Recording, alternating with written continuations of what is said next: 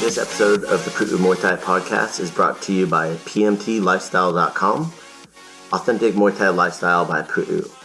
Definitely go check out the website at pmtlifestyle.com for some awesome lifestyle merchandise.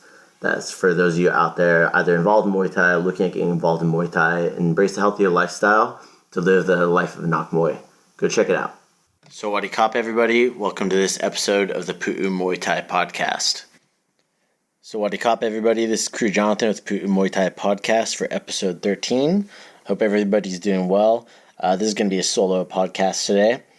The Academy in Ventura opened last week, June 22nd. The week prior, Pu'u Muay Thai in Santa Barbara opened up as well. Awesome stuff up there. So I had a lot of people who were very interested in coming back to training, and they had some apprehensions about training. So I kind of just wanted to address about what Pu'u Muay Thai is doing in regards to safety for the students during this time. One of the things that we did was we actually were able to consult with a epidemiologist. So what an epidemiologist does is they're basically a doctor that specializes in studying the spread of epidemics and preventing and mitigating the spread of epidemics and studying it. We got very lucky that within the Muay Thai community, there is a doctor who's an epidemiologist who happens to run a Muay Thai academy, is an instructor, and is a former fighter. So talk about is about as on point for somebody we need to help navigate this during this time. So, as far as I know, we're the only martial arts and fitness studio in Ventura County and Santa Barbara County that's consulted with an epidemiologist. We didn't have to do that. That wasn't required by the county, the state, and nobody. Nobody required that. That's solely on myself. That was one of my calls that I took, was to have that as one of the standards for us to be able to safely reopen. And that's because I take all of our students and our community, your families, I take your health seriously. You know, honestly, it's because I give a shit about your health and wellness and your family and our community. I've seen a lot of other places that have opened up, and a lot of them are doing guesswork. And that's on them, but for me, I feel that I wouldn't be doing my students and like my team, my staff, any justice if I just reopened and went based solely upon what the news is telling us. So we came up with a whole list of actionable items, like a 3-phase program with the epidemiologist. So the epidemiologist's name is Dr. Steven Strautmeyer. He's a great person. He's also a ring official. I just did some ring official training with him as well. I remember seeing some of his fighters when I was coming up as well. So he has a lot of experience with this stuff, and he's also been one of the people that have worked with the CDC in the past in regards to, you know, communicable diseases and infections and stuff like this pandemic. So it's really awesome to have that in our back pocket to be able to help navigate this safely and go with a science-based approach rather than, like I was saying, that guesswork that we're seeing a lot take place. So, like I said, we created a 3-phase plan. We're currently in phase 1 of our reopen. So to explain what phase 1 is, for students that are listening and other people out there that might be listening to this as well, is we have all of our classes, they're limited right now only to 10 students. So what happens when we have those 10 students, we have a couple different class structures. I'll go first about our class time. What we do is we do a 45-minute class training session. Normally we were doing 1-hour sessions back-to-back prior to shutdown with the coronavirus. But now, of course, things have changed a little bit. So we're doing 45-minute classes to limit the amount of people that are inside the academy and to allow adequate physical distancing.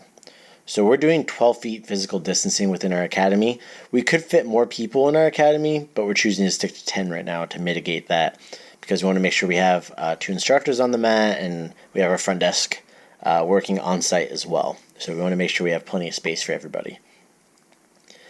The purpose for the 45-minute class is that way it gives us adequate time in between sessions to have everybody clean, sanitize the equipment, have the instructors help sanitize the equipment, and to run our ozonator in the academy. I'll go a little bit more about what an ozonator does as well.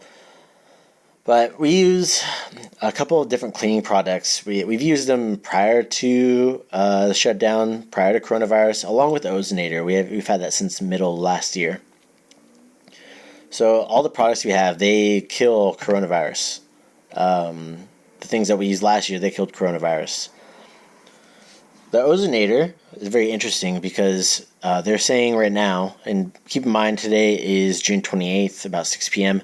Things change day to day with this. So what I'm saying now might be totally different tomorrow. So we'll take that timestamp, okay?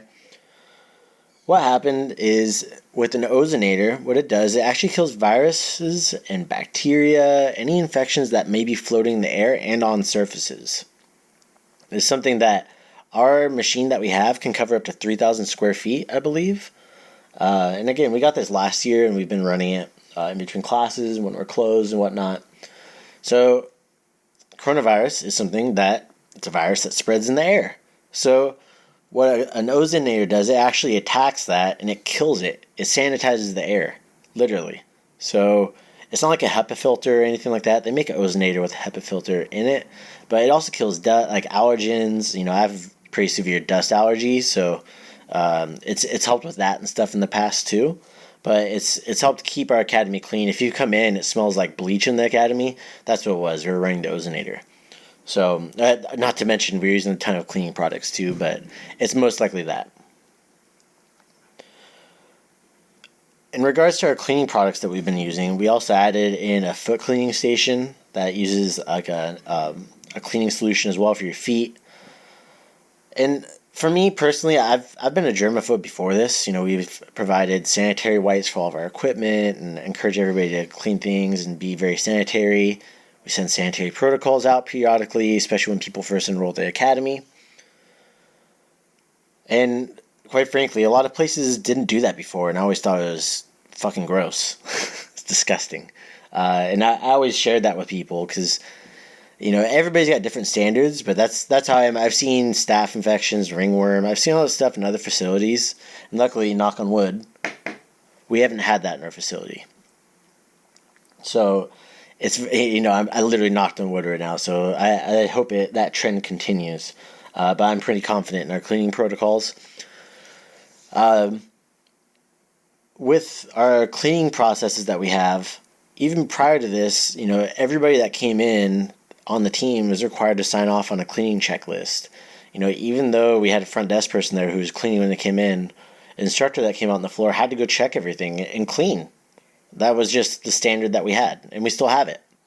So it made me very happy and allowed me to feel comfortable with what we were doing prior to the coronavirus shutdown back in March. As we continue into this phase 1, there's some things that are really important for us to remember as well. Is that there's overwhelming evidence. This is from an epidemiologist. He told me to make sure to share it with the students and our staff. There's overwhelming evidence at this point that coronavirus does not spread through sweat. Again, there's overwhelming evidence, not saying it doesn't, but overwhelming evidence saying that coronavirus does not spread through sweat. Hell yeah. I was so stoked to hear that. And I'm sure you are too.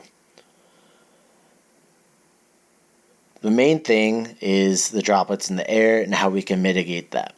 So at this point, we keep our back bay door open and our front doors open. We have a double door that we can open up.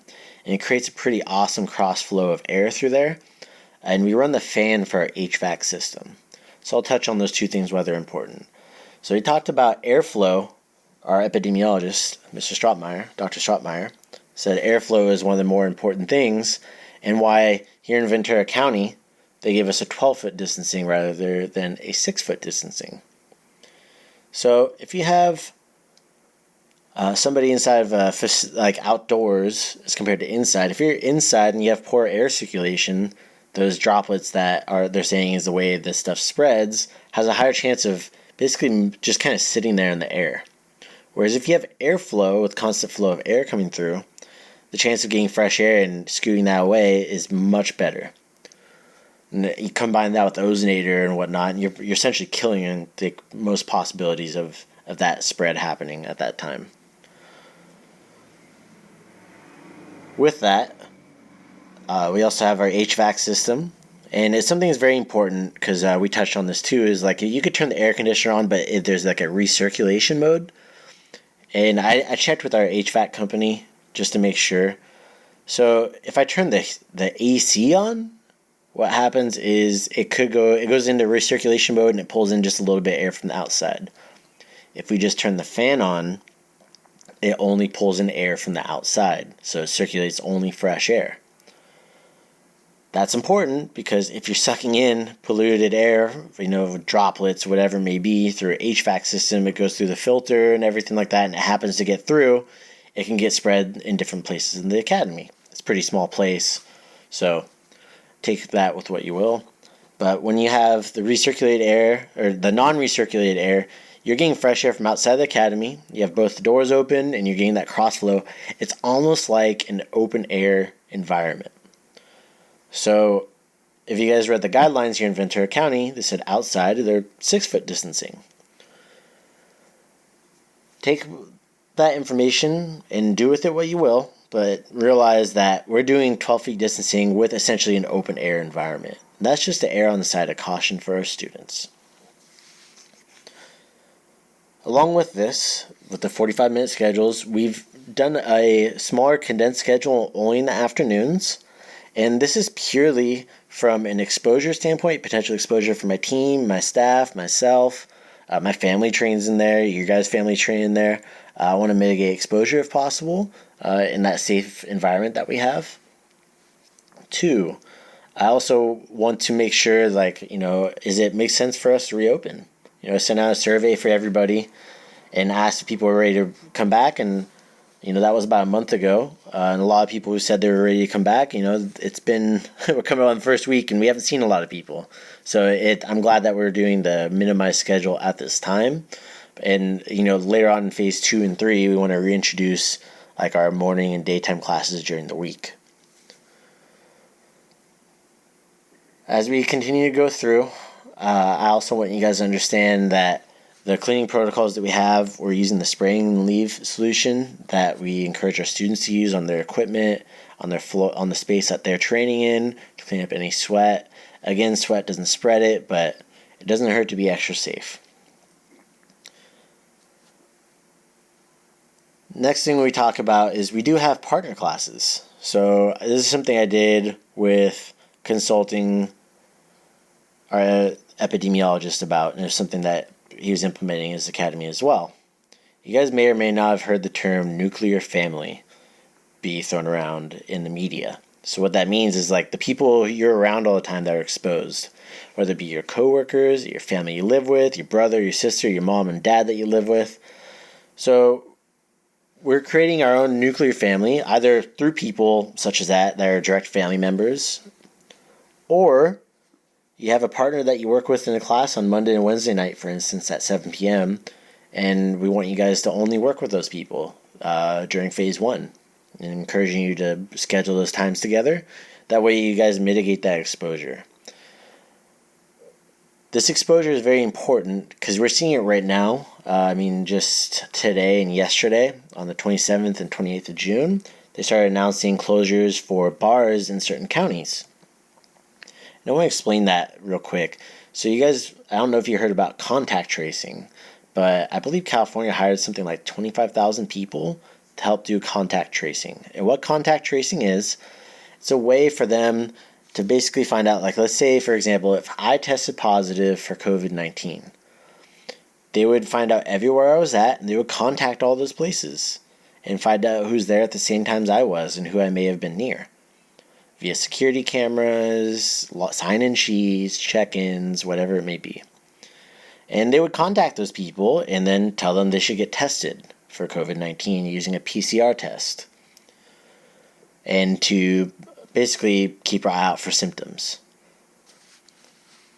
So what's happening is a lot of these bars, and I'll be honest with you guys, I was fucking pissed seeing these bars overcrowded before, like, martial arts and fitness industries be able to open, and no guidelines at all being followed at a lot of these places, and to each their own in their business, but we're pretty much seeing that blow back into that industry's face at this time. And that's solely due to contact tracing. So what's happening is they're finding these new COVID cases that are happening. Contact tracing occurs, and they find out where they're at and who they were exposed to, and guess what? Drumroll. It's at bars. So that's why we're seeing the shutdowns.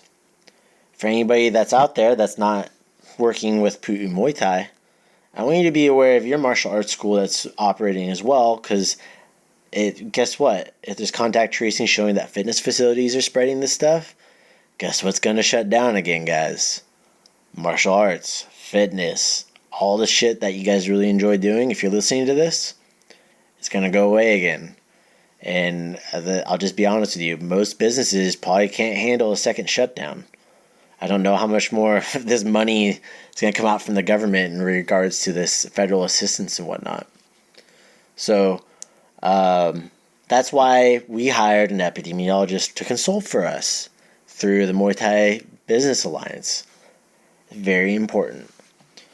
So for anybody out there, if you guys need tips on stuff too, I highly recommend checking out our academy's procedures that we have for COVID-19, like what the students to expect. Feel free to take it and use it. I don't care. You can use it verbatim for your place.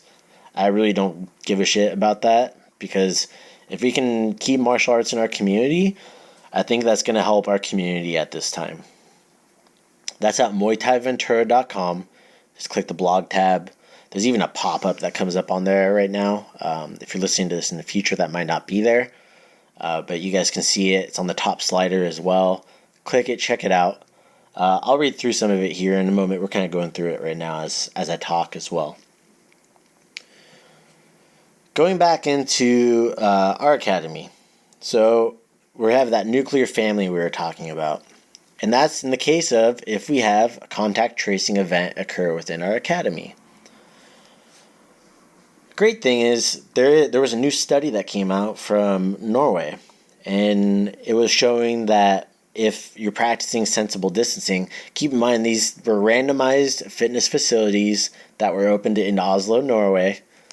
They randomized who was allowed to come into the facility, and they practiced 3-foot distancing for mat classes like being on the ground, yoga, Pilates, things of that nature, and then 6-foot distancing for things like high-intensity classes, think cardio bag classes, Zumba, things of that nature, boot camp classes. And after the month, they only had one positive case. And that one positive case of coronavirus, of COVID-19, came from that person's exposure through contact tracing. They found this out through exposure at their work, at their job, not at the gym. So I share this with you only because that's the only research we have of this. Meanwhile, we have other places, and they're getting contact traced back into those facilities, such as bars, restaurants, and it's showing that these are places where the stuff can spread. And I feel like it's because a lot of these fitness places, we take your guys' health, wellness stuff very seriously, and we can control it a little bit more than, like, say, a restaurant or a bar. We don't have alcohol involved. We don't have a big family coming in and sit down at a table that hasn't sat down together in ages. So, not saying that they did the wrong thing, the right thing. I'm just saying these are the things that play into this. Also, I'm not saying that this study that was done in Norway is 100% conclusive. But I'm saying this is the evidence right now. Again, that's why I gave you guys. Today's June 28th. It's now 6:08 p.m. So I'll keep my eye out on that information as well. As we continue to go through, and we have this nuclear family that we create with the students, and siblings that are in the academy. I train with my brother, I train with my wife. And I have like one or two other, I train with my instructors, close corridors. And, we all basically, most of them work from home. So the exposure rate is very, very low, or the potential exposure rate. Not to mention, none of us have underlying health conditions or issues or things of that nature. So we have partner classes where you have that nuclear family. We also have 12-foot physically distanced bag classes. Along with that, and those bag classes too, those are no contact classes. Again, in that open air environment, that's sanitized, cleaned, physically distanced. On top of that, we also have a class. It's a half hour long. I say mask absolutely required. Okay, and some of you might be saying, hey, Kru Jonathan, mask are required. So they're basically a suggestion for businesses to be open, is to suggest face coverings. We offer face coverings for our staff, anybody that has it. And we understand that some people, when they're training, they may take them off because it may be uncomfortable. So we have that normal 45-minute class, but the mask absolutely required, no exceptions, no ifs, ands, or buts. It's a 30-minute session. The intensity level is a little bit lower, and it takes place on a bag. So you're physically distanced, everybody's masked, and it allows us all to be in an environment maybe where, if you're listening to this and you haven't been in, it make you feel a little bit safer to come in and participate. And I highly encourage all of you, if you're thinking about it, come out and watch. You can stand outside the facility doors and watch the class. You can watch via Zoom. We're still doing our live Zoom classes, and we're going to continue that. Those aren't going away, the live Zoom classes. And I'll get into that in a little bit as well. Next, with the mask-only classes, I've seen some great feedback from the students that have taken that. And just keep in mind, those mask-only classes, we've had like maybe one or two people in it. Some of the other classes too, we've only had one or two people in it. So I want you guys to understand too that if we don't start getting more people to return back to training, we're going to mitigate the schedule a little bit more in the afternoon to expand into that morning schedule in this phase 1-2 area. But as we move forward on this too, I'm assuming that the physical distancing restrictions will change over time. Continuing on into phase 2. What phase 2 looks like is essentially it's like phase 1, but what we'll do is we'll start allowing 12 people to come into the academy and train. So we allow a few more people. Your nuclear family would increase to, one or more students. So it ends up coming into you have a nuclear family of 4 people that you guys can train with. Because again, we talk about exposure level, and that's going to go based upon what my epidemiologist that we're consulting with feels would be safe for our environment this time. I'm going to give you guys a potential date for that to happen, but this is, again, it all depends on so many different factors, which we're covering most of it right now. I'm shooting for, the mid-July towards the end of July. So I'm not giving you an exact date, but you guys will be the first to know, all of my students, okay?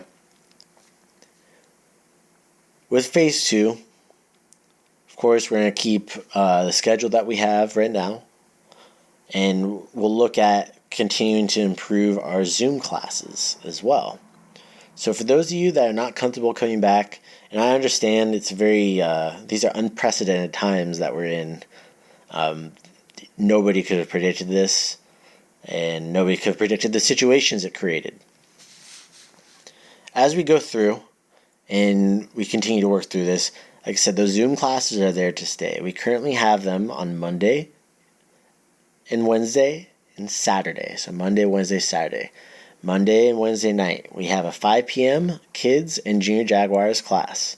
So that's from ages 4 up to ages 12. All right. And then we have a 6 p.m. adult and teen class. That's all via Zoom. All right. And then on Saturday, we have a 10 a.m. teen and adult class. And then a 12 p.m., 12 noon, Junior Jaguars and kid class. Again, that's ages 4 to 12 for that class. These classes right now are basically held at the same time as our regular classes. So before, when we had the lockdown or the shutdown, we had these, it was basically me, Coach Josh, Coach Ryan holding these at our house or at the academy by ourselves. But now that we have a class, you guys are going to be training along with the class. And that's the reason why we have 2 instructors on the mat. Because one of them works as a monitor for you guys to give you feedback, to work with the instructor to ask questions, and make sure you guys, and give you modifications too.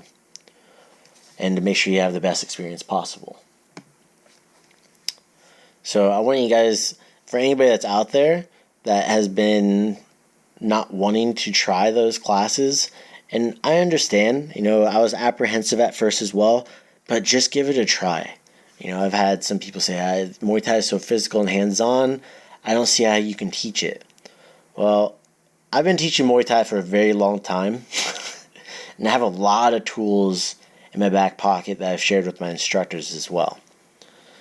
And honestly, I was surprised how much we could do with virtual lessons as well. So for anybody that's apprehensive, just give it a shot. That's all I'm asking. Give it a shot. And I want you to know too that, in the event that we have to shut down again, or all these fitness places are going to shut down again, that's going to be your only option.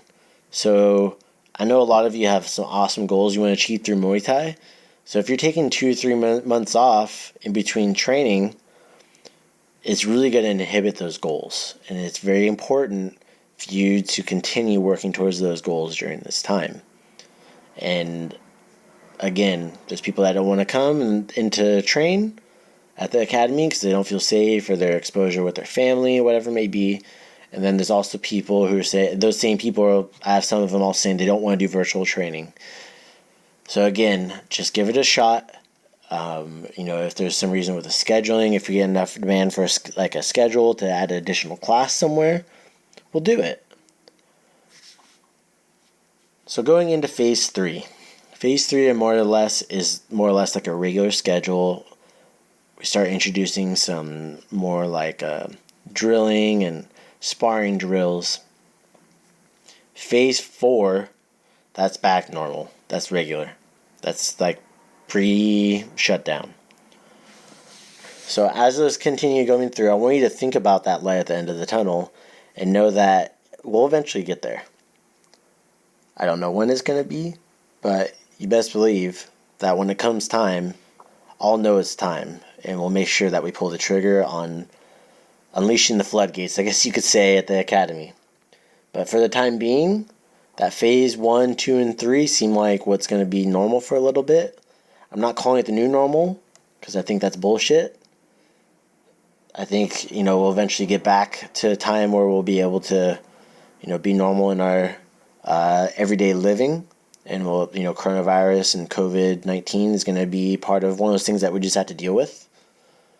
And it's an issue.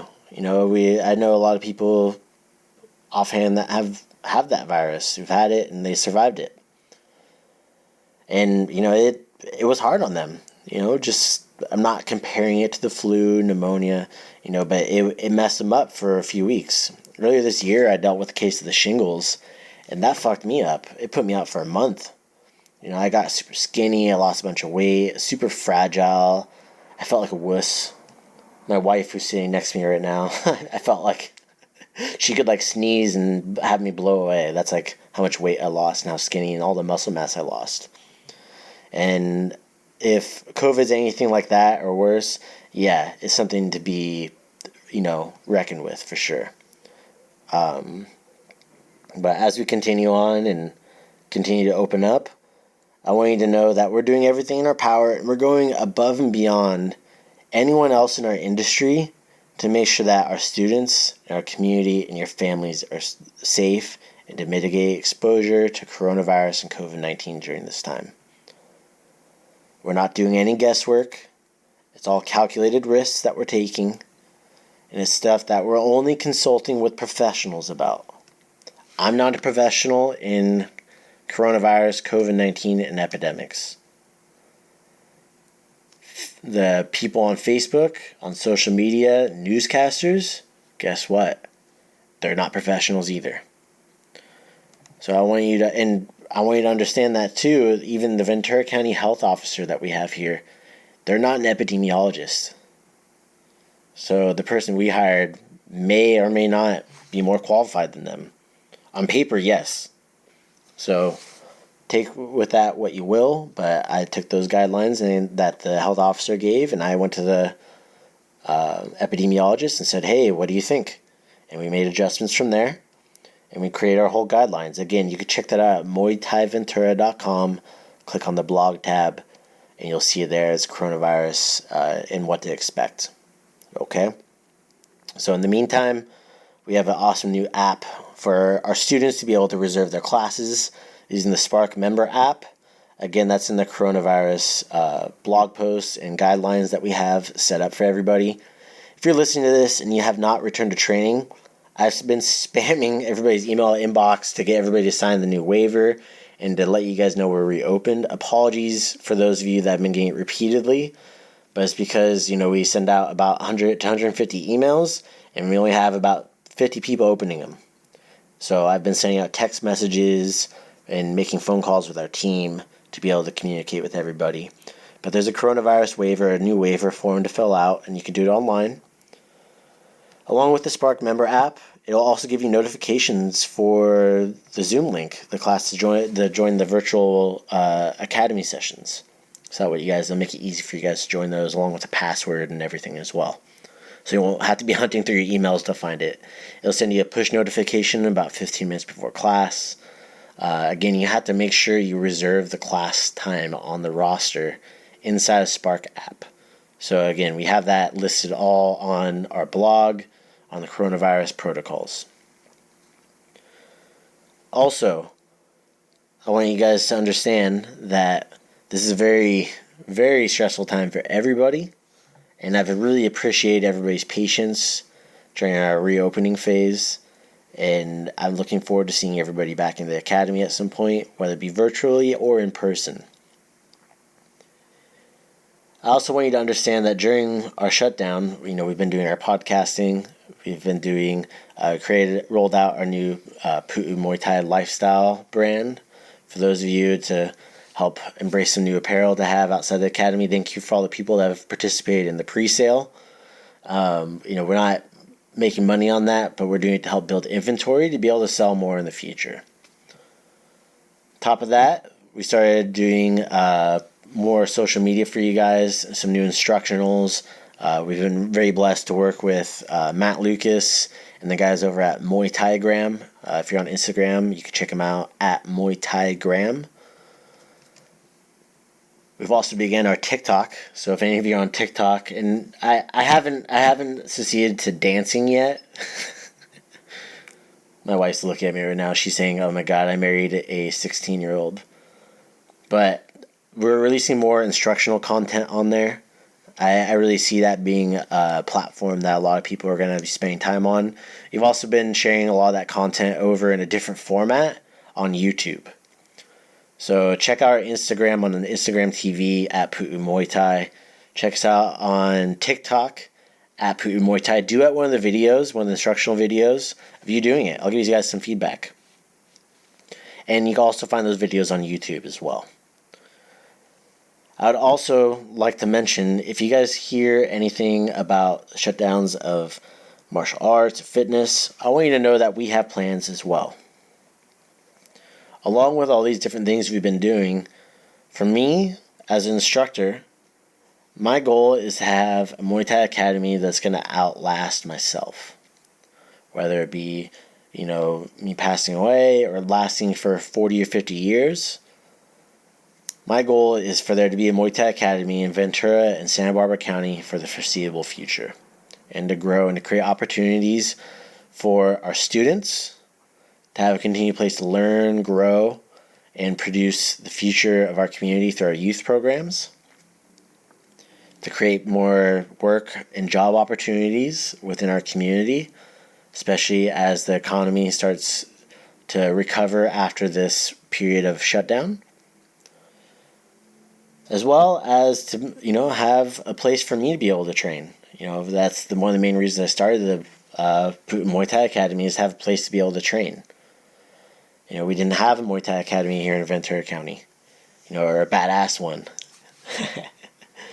So my goal is to have a badass Muay Thai Academy in Ventura and Santa Barbara County for the foreseeable future. With that, I'd like to make sure you guys understand that I'm heavily involved in our instructors' development, our leadership team's development, and our staff development. So you may or may not see me too often, but rest assured, my hands are very deep in the operations of the academy. And while I may not be teaching classes at this time, know that I'm always there for you guys. If you ever need somebody to talk to, you can always talk to my team. They can advise you. You can reach out to me as well via email. That's the best way to reach me.